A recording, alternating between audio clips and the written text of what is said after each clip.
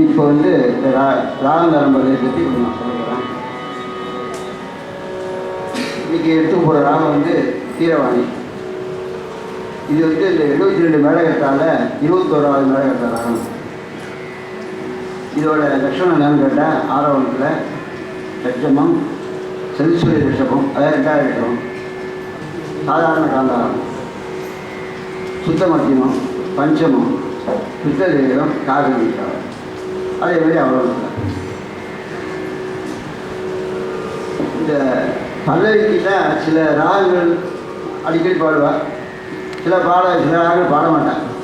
சில முடிஞ்சியில் ஒரு சந்தோஷமாக ஏற்பாடு பண்ணிருக்காருன்னா அது தந்திரமாக அது பாடுறாருக்கும் ஒரு சௌரியம், பாடுறாரு கஷ்டம் வேறு ஒரு பக்கத்தில். ஏன்னா சில ராகத்துக்கு வந்து பாடுறது கஷ்டம். நான் அதுக்காக முன்னாடி பாட்டேன்னு நினைக்காதீங்க.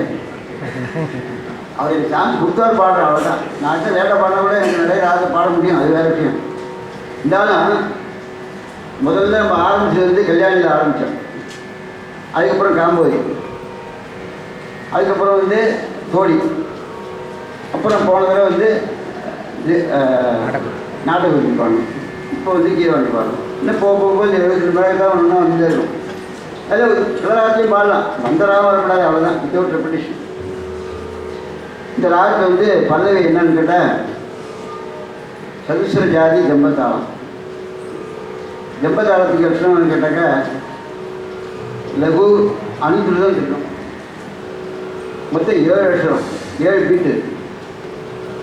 இது வந்து நட பல்லவி வேறு. இது ஒரு நட, இப்போ 5 நட இருக்குது. திஸ்ரம், சதுஸ்வரம், கண்டம், மிஸ்ரம், தங்கீரம் அப்படின்ட்டு.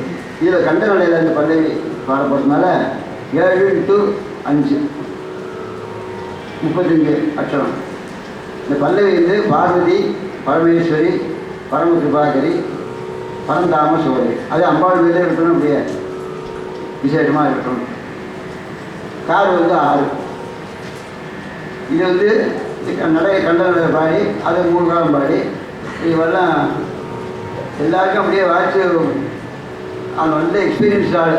முன்னாடி வழக்கில் தண்ணிப்பட்ட பாடு. அதனால் இந்தமாதிரி பக்காச்சும் போட்டுருக்கோம். அவர்கிட்ட இது ஒன்று இதுமாதிரி நிறைய பேர் இதோட பெருசெல்லாம் சிம்மந்திரி பிள்ளைகள்லாம் வாசிக்கிறார், சார்லாம் வாசிக்கிறார். இருக்குது. நம்ம போன தடவை பார்த்து பாடினப்போ சிம்மந்திரி பிள்ளைக்கு வாசிக்கிறாரு, சூழா புருஷத்துக்கு. அதனால் அவளுக்குலாம் இது சாதாரண விஷயம். இருந்தாலும் அவளை போட்டுனா நமக்கு ஒரு தொங்கு.